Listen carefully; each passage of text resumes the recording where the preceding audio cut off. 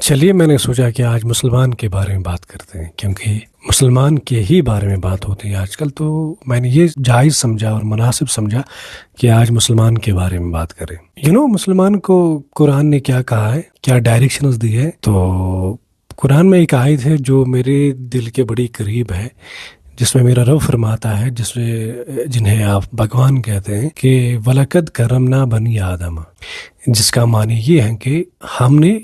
آدم کے جو اولاد ہیں ان کو بڑی ریسپیکٹیبل پوزیشن دی ہے، ان کو بڑا آنریبل بنایا ہے۔ یہ بھی ہو سکتا تھا کہ قرآن میں میرے رب نے یہ بھی کہہ سکتے تھے کہ میں نے مسلمان کو بڑا آنریبل بنایا، کہ میں نے کسی اور کو آنریبل بنایا ہے، بٹ میرے رب نے یہ کہا کہ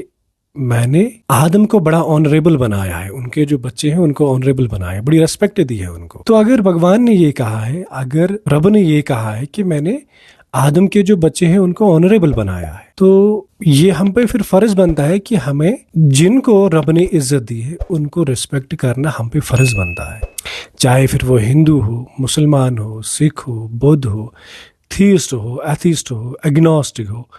ہمیں سب کی ریسپیکٹ کرنا ہم پہ فرض بنتا ہے۔ یہ میں وہ بات کہہ رہا ہوں جو مسلمان کو بتایا گیا ہے قرآن میں، یہ وہ بات ہے جو ہمارے رب نے ایک مسلمان سے کہا ہے کہ ہم نے بڑا آنریبل بنایا ہے آدم کے اولاد کو، وچ مینس کہ رب نے انسان کو بڑا آنریبل بنایا ہے۔ انسان ہندو بھی ہے، مسلمان بھی ہے، سکھ بھی ہے، بودھ بھی ہے، جو مذہب کو نہیں مانتا ہے وہ بھی ہے، سب ہے۔ تو ultimately it becomes very important for us to respect the whole humanity. Yes,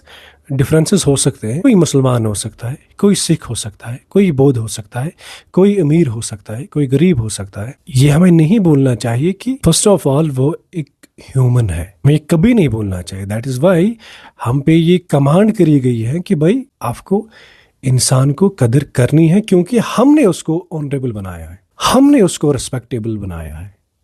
یہ بات میں نے اسی لیے مناسب سمجھی کہ آج کے دور میں جب مسلمان کو کٹگرے میں کھڑا کرتے ہیں